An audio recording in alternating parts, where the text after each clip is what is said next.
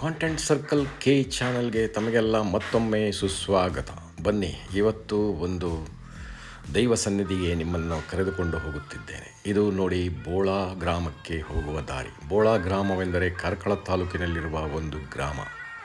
ಇಲ್ಲಿ ಬೋಳಾ ಗ್ರಾಮದ ವರ್ತೆ ಪಂಜುರ್ಲಿ ದೈವವನ್ನು ಆರಾಧಿಸಲಾಗುತ್ತಿತ್ತು.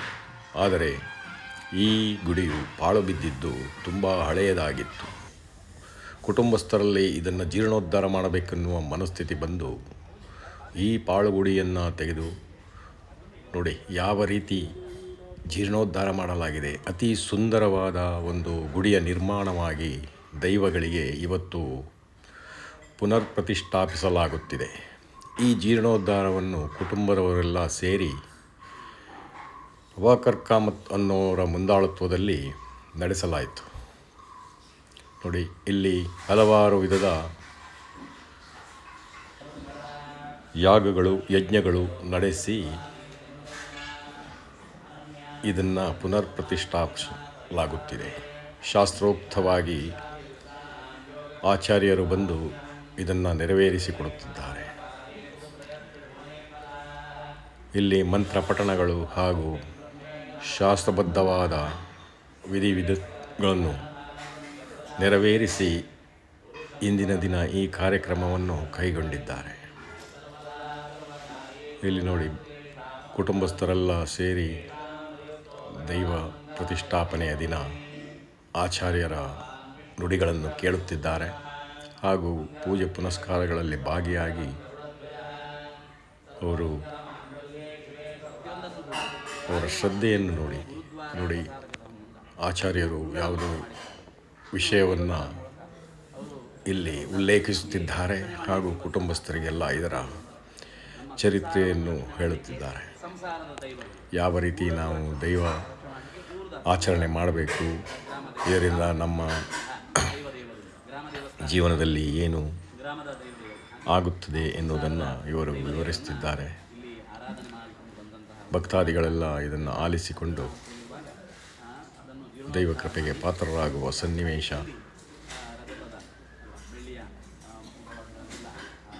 ವಿಡಿಯೋವನ್ನು ಪೂರ್ತಿಯಾಗಿ ನೋಡಿ ಈ ತುಳುನಾಡ ದೈವ ಕೃಪೆಗೆ ಪಾತ್ರರಾಗಿ. ತುಳುನಾಡಿನಲ್ಲಿ ದೈವಗಳನ್ನು ಆರಾಧಿಸುವುದು ಒಂದು ವಾಡಿಕೆ ಹಾಗೂ ನಂಬಿಕೆ. ಇಲ್ಲಿ ಅಚಲವಾದ ನಂಬಿಕೆ ಇರುವುದರಿಂದಲೇ ಈ ನಾಡಿನಲ್ಲಿ ಇಂದಿಗೂ ಸುಭಿಕ್ಷ ಇದೆ.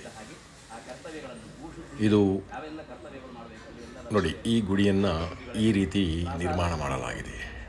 ಅತ್ಯುತ್ತಮವಾದ ಶಿಲಾಕೃತಿ ಹಾಗೂ ಮಂಟಪಕ್ಕೆ ಗ್ರಾನೈಟ್ಗಳನ್ನು ಹಾಕಿ ಆಧುನಿಕ ವಿಧಾನದಲ್ಲಿ ಈ ಗುಡಿಯ ನಿರ್ಮಾಣ ಮಾಡಲಾಗಿದೆ. ಇಲ್ಲಿ ನೆರೆದ ಭಕ್ತಾದಿಗಳೆಲ್ಲ ಸುಮಾರು ಕುಟುಂಬಸ್ಥರೇ 600 ಹಾಗೂ ಗ್ರಾಮಸ್ಥರೆಲ್ಲ ಸೇರಿ ಸುಮಾರು 1-1.5 ಜನಗಳಷ್ಟು ನೆರೆದು ಈ ಕಾರ್ಯಕ್ರಮವನ್ನು ನಡೆಸುತ್ತಿದ್ದಾರೆ. ಎಲ್ಲ ವಿಧಿವತ್ತಾದ ಶಾಸ್ತ್ರೋಕ್ತವಾದ ಆಚರಣೆಗಳನ್ನು ನಡೆಸುತ್ತಿದ್ದಾರೆ.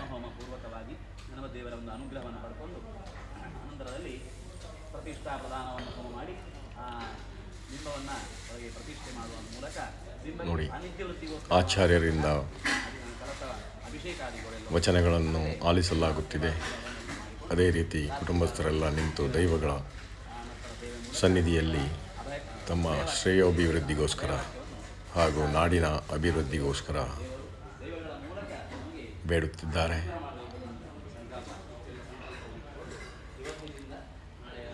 ಈ ರೀತಿಯ ಯಾಗಗಳಿಗೋಸ್ಕರ ಇದನ್ನು ಸಜ್ಜು ಮಾಡಲಾಗಿದೆ. ಇಲ್ಲಿ 5-6 ಥರದ ಹೋಮಗಳು ನಡೆಯಲಿದೆ. ವನದುರ್ಗಾ ಹೋಮ, ವಾಸ್ತು ಹೋಮ, ರಕ್ಷಾ ಹೋಮ ಎಲ್ಲ ನಡೆಯುತ್ತದೆ. 5 ರೀತಿಯ ಕುಂಡಗಳನ್ನು ನಿರ್ಮಾಣ ಮಾಡಲಾಗಿದೆ.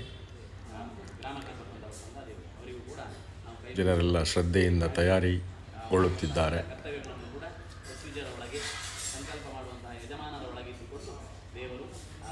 ಮುಂದೆ ಈ ವಿಡಿಯೋವನ್ನು ನೀವೇ ನೋಡುತ್ತಾ ಹೋಗಿ. ಇದರಲ್ಲಿ ಹೇಳಬೇಕಾಗಿರುವುದೇನಿಲ್ಲ. ದೃಶ್ಯವನ್ನು ವೀಕ್ಷಿಸಿದಲ್ಲಿ ತಮಗೆಲ್ಲ ಅರ್ಥವಾಗುತ್ತದೆ ಹಾಗೂ ಆಚಾರ್ಯರು ಹಿತವಚನಗಳನ್ನು ಆಗಾಗ ನುಡಿಯುತ್ತಿರ್ತಾರೆ. ಈ ವಿಡಿಯೋವನ್ನು ಪೂರ್ತಿ ನೋಡಿ ದೈವ ಕೃಪೆಗೆ ಪಾತ್ರರಾಗಿ ಹಾಗೂ ನಿಮ್ಮಲ್ಲಿ ಹೈಪ್ ಇದ್ದಲ್ಲಿ ಹೈಪ್ ನೀಡಿ ಹಾಗೂ ನೀವು ಒಂದು ವೇಳೆ ನಿಮಗೆ ವಿಡಿಯೋ ಸುಂದರವಾಗಿ ಮೂಡಿದೆ ಹಾಗೂ ಚೆನ್ನಾಗಿದೆ ಅಂತ ಆದರೆ ಒಂದು ಚಾನಲನ್ನು ಸಬ್ಸ್ಕ್ರೈಬ್ ಮಾಡಿ.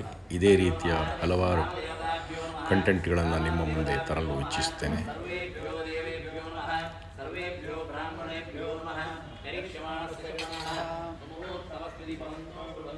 ದಯವಿಟ್ಟು ವಿಡಿಯೋವನ್ನು ಪೂರ್ತಿ ವೀಕ್ಷಿಸಿ ದೈವಕೃತಿ ಪಾತ್ರರಾಗಿ ಅಂತ ಹೇಳ್ತಾ ಇದ್ದೀನಿ. ಮುಂದೆ ವಿಡಿಯೋವನ್ನು ಪೂರ್ತಿ ವೀಕ್ಷಿಸುತ್ತಾ ಹೋಗಿ. ವಿಧಿವತ್ತಾದ ಕ್ರಮಗಳನ್ನು ನೀವು ನೋಡುವುದರಿಂದ ನಿಮಗೂ ಅರಿವಾಗುತ್ತದೆ. ಹಿಂದೂ ಧರ್ಮದ ಸನಾತನ ಶೈಲಿಯಲ್ಲಿ ಈ ಜೀರ್ಣೋದ್ಧಾರ ಆಗ್ತಾ ಇದೆ. ಪುನರ್ ಪ್ರತಿಷ್ಠಾಪನೆಗೆ ಎಲ್ಲ ರಂಗು ಸಜ್ಜುಗೊಳ್ಳುತ್ತಿದೆ. ವಿಡಿಯೋವನ್ನು ವೀಕ್ಷಿಸಿ ದೈವ ಕೃಪೆಗೆ ಪಾತ್ರರಾಗಿ ಎಂದು ಕೇಳಿಕೊಳ್ಳುತ್ತಾ ಮುಂದಿನ ವಿಡಿಯೋವನ್ನು ತಾವುಗಳನ್ನು ವೀಕ್ಷಿಸುತ್ತಾ ಹೋಗಿ. ತಮಗೆ ವಿಡಿಯೋ ಲೈಕ್ ಆದಲ್ಲಿ ಲೈಕ್ ಮಾಡಿ, ಶೇರ್ ಮಾಡಿ ಹಾಗೂ ಹೈಪ್ ಮಾಡಿ. ಚಾನಲನ್ನು ಸಬ್ಸ್ಕ್ರೈಬ್ ಮಾಡಿ ಎಂದು ಕೇಳಿಕೊಳ್ಳುತ್ತೇನೆ.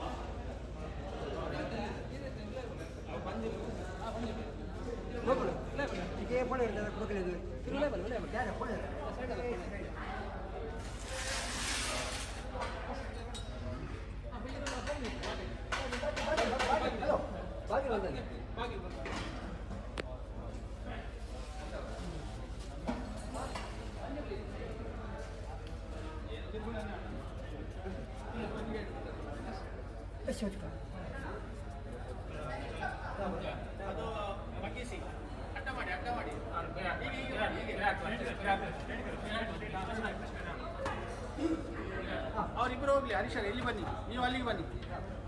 ಹರೀಶರ್ ಬನ್ನಿ, ಅವ್ರು ಮಾಡ್ತಾರೆ. ಬನ್ನಿ, ನೀವು ಅಲ್ಲಿ ಹೋಗಿ ದೈವವನ್ನು ಕರ್ಕೊಂಡ್ಬನ್ನಿ.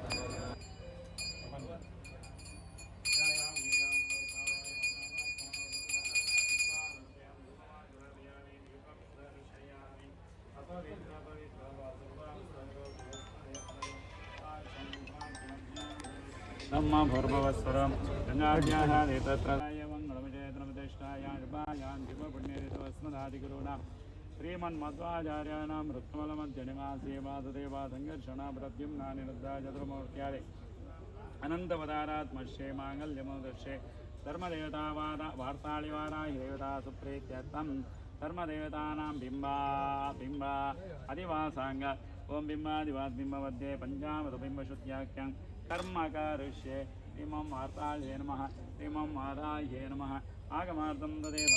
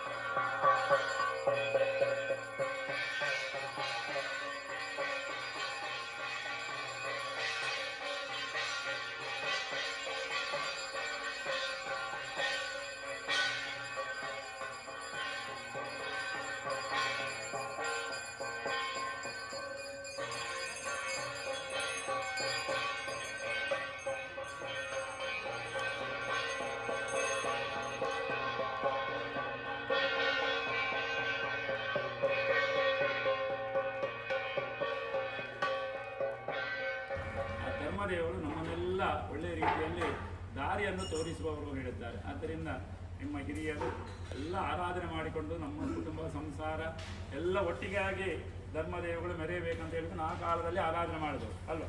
ಕಾಲ ಪರಿಸ್ಥಿತಿಯಲ್ಲೆಲ್ಲ ನಾವು ವ್ಯತ್ಯಾಸ ಆಗುವಾಗ ಕಾಲ ಪರಿಸ್ಥಿತಿಯಲ್ಲಿ ನಾವು ಧರ್ಮಗಳಿಗೆ ಬೇಕಾದಂಥ ಅವರ ಸ್ಥಾನಮಾನವನ್ನು ವ್ಯತ್ಯಾಸ ಮಾಡಬೇಕಂತೇಳಿ ನಾವು ಕೂತೊಳ್ಳುವಾಗ ಕಾಲಕ್ಕೆ ತಕ್ಕಂತೆ ನಾವು ಕೂತೊಳ್ತೇವೆ ಅಲ್ವಾ.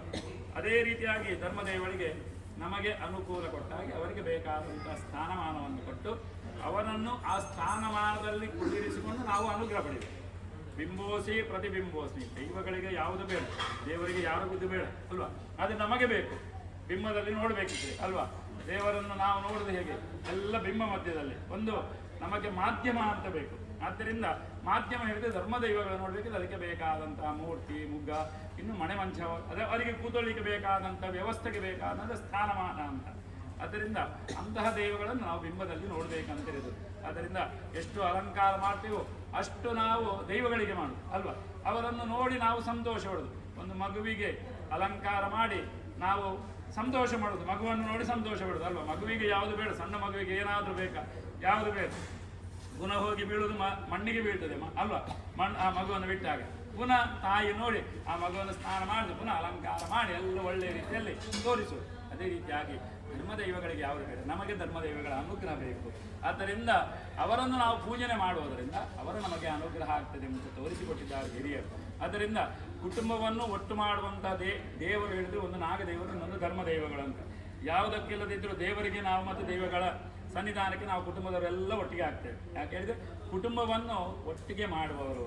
ಆದ್ದರಿಂದ ಈ ಧರ್ಮದೇವಗಳೆಲ್ಲ ಬೇಕಾದಂತಹ ಅನುಗ್ರಹ ಪಡೆದಕ್ಕೆಲ್ಲ ಪ್ರಾರ್ಥನೆ ಮಾಡಿಕೊಂಡು ಬಾಲಾಲಯದಲ್ಲಿಟ್ಟಿದ್ದೇವೆ. ಬಾಲಾಲಯದಲ್ಲಿಟ್ಟಂತಹ ಧರ್ಮದೇವಗಳನ್ನು ನಾವು ಆದಷ್ಟು ಬೇಗ ಪ್ರತಿಷ್ಠಾಪನೆ ಮಾಡಿಕೊಡ್ತೇವೆ ಅಂತ ಹೇಳುವಂಥ ಒಂದು ಮಾತಿನ ಭಾಷೆಯನ್ನು ಅವರಿಗೆ ಕೊಟ್ಟಿದ್ದೇವೆ ಆ ಹೊರಗೆ ಹಾಕುವಾಗ ಅಲ್ವಾ, ಬಾಲಾಲಯಕ್ಕೆ ಇಡುವಾಗ. ಆದ್ದರಿಂದ ಆ ಮಾತನ್ನು ನಾವು ಸಂದಾಯ ಮಾಡ್ತಾ ಇದ್ದೇವೆ. ಆದ್ದರಿಂದ ಅದಕ್ಕೆ ಬೇಕಾದಂಥ ಪ್ರಕ್ರಿಯೆಗಳು ಅಂತ ಎಲ್ಲ ಶಾಸ್ತ್ರೋಕ್ತವಾದ ಜ್ಞಾತ್ವ ಶಾಸ್ತ್ರಂ ಗುರು ಶಾಸ್ತ್ರೋಕ್ತವಾದಂಥ ಧರ್ಮಗಳಿಗೆ ಬೇಕಾದಂಥ ಎಲ್ಲ ಪಂಚಾಮೃತ ಸ್ನಾನ, ಕಲಶಾಭಿಷೇಕ, ಬಿಂಬಶುದ್ಧಿಯನ್ನೆಲ್ಲ ಮಾಡಿಕೊಂಡು ಕಡೆಯದಾಗಿ ಎಲ್ಲ ಪ್ರಾಯಶ್ಚಿತ್ತಾದಿ ಕರ್ತವ್ಯಗಳನ್ನು ಮಾಡಿಕೊಂಡು ಆಮೇಲೆ ಅವರನ್ನೆಲ್ಲ ನಾವು ಅಧಿವಾಸ ಪ್ರಕ್ರಿಯೆಯಂತೆ ಶಯ್ಯಾದಿವಾಸ ಧರ್ಮದೇವಗಳನ್ನು ಯೋಗ ನಿದ್ರೆಯಲ್ಲಿ ಅವರನ್ನು ಅಧಿವಾಸ ಮಾಡಬೇಕಂತಿರೋದು. ಅವರನ್ನು ಮಲಗಿಸಿ ಹೇಳಿದ್ರೆ ದೈವಗಳನ್ನು ಮಲಗಿಸಿ ನಮಗೆ ಆಗೋದಿಲ್ಲ. ಅವರಿಗೆ ಯೋಗ ನಿದ್ರೆ, ಮನುಷ್ಯನಿಗಾಗಿ ಯೋಗ ನಿದ್ರೆ ಅಂತ ಉಂಟು. ಸ್ವಲ್ಪ ಅಮಲ ಆಗುದು ಅಲ್ವ. ಅಮಲ ಆಗುವಾಗ ಎಲ್ಲ ಗೊತ್ತಾಗ್ತದೆ ಏನೆಲ್ಲ ಆಗ್ತದೆ ಅಂತ. ಅದೇ ರೀತಿ ಧರ್ಮದೇವರಿಗೆ ನಾವು ಆ ಯೋಗ ನಿದ್ರೆಯನ್ನು ಮಾಡಿಸಿಕೊಂಡು ನಾಳೆ ಹೊತ್ತಿನಲ್ಲಿ ಅವರಲ್ಲಿ ಪ್ರಾರ್ಥನೆ ಮಾಡಿಕೊಂಡು ಪ್ರತಿಷ್ಠಾಪನೆ ಮಾಡುದು. ಎಲ್ಲ ನೀವು ಈ ಸ್ಥಳದಲ್ಲಿ ಇದ್ದುಕೊಂಡು ಸಾನ್ನಿಧ್ಯಂ ಪ್ರತ್ಯಕ್ಷಂ, ಈ ಸಾನ್ನಿಧ್ಯದಲ್ಲಿದ್ದುಕೊಂಡು ಲೋಕಾನುಗ್ರಹಿತ, ಲೋಕಕ್ಕೂ ನಮಗೂ ಎಲ್ಲರಿಗೂ ನೀವು ಅನುಗ್ರಹ ಮಾಡಿ ಅಂತ ಅವರನ್ನು ಪ್ರತಿಷ್ಠಾಪನೆ ಮಾಡಿಕೊಂಡು ನಾವು ಪ್ರಾರ್ಥನೆ ಮಾಡಬೇಕಂದ್ರೆ ಆವಾಗ ಅವರು ಸಾನ್ನಿಧ್ಯದಲ್ಲಿದ್ದುಕೊಂಡು ನಮಗೆಲ್ಲ ರಕ್ಷಣೆ ಮಾಡ್ತಾರೆ, ಲೋಕಕ್ಕೂ ಅನುಗ್ರಹ ಮಾಡ್ತಾರೆ, ನಮ್ಮ ಕುಟುಂಬವನ್ನು ರಕ್ಷಣೆ ಮಾಡ್ತಾರೆ. ಆದ್ದರಿಂದ ಧರ್ಮದೇವಗಳಿಗೆ ಬೇಕಾದಂತೆಲ್ಲ ಅಧಿವಾಸ ಪ್ರಕ್ರಿಯೆಯನ್ನು ಮಾಡಿದ್ದೇವೆ. ಮಾಡಿದಂಥ ಅಧಿವಾಸ ಪ್ರಕ್ರಿಯೆಯನ್ನೆಲ್ಲ ಅವರು ಸ್ವೀಕಾರ ಮಾಡಿಕೊಂಡು ನಾಳೆ ದಿವಸ ಆಗುವಂತಹ ಪ್ರತಿಷ್ಠಾಪನೆ ಏನುಂಟು ಅದು ಸುಮುಹೂರ್ತದಲ್ಲಿ ಸುಲಗ್ನದಲ್ಲಿ ಆಗಿ ಈ ಸ್ಥಳದಲ್ಲಿ ಧರ್ಮದೇವಗಳು ಕುಟುಂಬದ ಸತ್ಯಗಳು ಎಲ್ಲ ಒಳ್ಳೆ ರೀತಿಯಲ್ಲಿ ಮೆರೆಯಿಕೊಂಡು ನಮ್ಮನ್ನು ಕುಟುಂಬವನ್ನೆಲ್ಲ ಮೆರೆಯಿಸಿಕೊಂಡು ನಾವು ಅವರಿಗೆ ಏನು ಕಿಂಚಿತ ಕಾಣಿಕೆಯನ್ನು ಅರ್ಪಣೆ ಮಾಡಿದ್ದೇವೆ ಅದರ ಪ್ರತಿಫಲ ಫಲಿತತೆ ಏನುಂಟು ಅದು ನಮಗೆ ತುಂಬ ಸಿಕ್ಕುವಾಗೆ ಬೇರೆ ರೀತಿಯಲ್ಲಿ ನಮಗೆ ಕೊಡಬೇಕು ಅಲ್ವಾ. ಈ ಕಾಲು ಸುಖ ಕೊಟ್ಟರೆ, ಆರೋಗ್ಯ ಆಯುಷ್ಯ ಕೊಟ್ಟರೆ ಆ ಧರ್ಮದೇವ ಕೊಟ್ಟದ್ದಕ್ಕೆ ನಾವು ಸಾರ್ಥಕ ಆಗ್ತದೆ. ಆದರೆ ಅಂತಹ ಅನುಗ್ರಹವನ್ನು ಧರ್ಮದೈವಗಳು ಎಲ್ಲ ನಮಗೆ ಅನುಗ್ರಹ ಮಾಡಿಕೊಡಬೇಕಾಗಿ ಅಧಿವಾಸ ಅವರಿಗೆ ಬೇಕಾದಂತಹ ಶಯ್ಯಾದಿವಾಸ ಕಾಲದಲ್ಲಿ ನಾವೆಲ್ಲರೂ ಕುಟುಂಬಸ್ಥರಿದ್ದುಕೊಂಡು ಧರ್ಮದೇವರ ಸನ್ನಿಧಾನದಲ್ಲಿ ಪ್ರಾರ್ಥನೆ ಮಾಡಿಕೊಳ್ಳಿ. ಸ್ವಾಮಿ ಧರ್ಮದೇವದಾಯ ವಾರ್ತಾಳಿವಾರ ಪ್ರಾರ್ಥನಾ ನಮಸ್ಕಾರ ಗೋವಿಂದ ಗೋವಿಂದ ಪ್ರಾರ್ಥನಾ ಸಮರ್ಪಯಾಮಿ ನಮಸ್ಕರೋಮಿ ಪೂಜಾ ಸಮರ್ಪಯಾಮಿ ಇಂದ್ರಾದಿಲೋಕಭಾಗದೇವತಾಭ್ಯೋ ನಮಃ ಉಚ್ಚಾಭಿದ್ಯಕಂ ಬಲವಾಕ್ಯಂ ಧರ್ಮಗರುಷ್ಯೇ ಓಂ ಇಂದ್ರಾಯ ನಮಃ ಇಂದ್ರಾಯ ನಮಃ ರಕ್ಷಾಂ ಗುರುಗುರು ಬಲಿಗ್ರಹಾಯ ರಕ್ಷಾಂ ಗುರುಯಾಯ ನಮಃ ಬಲಿಗ್ರಹಾಯ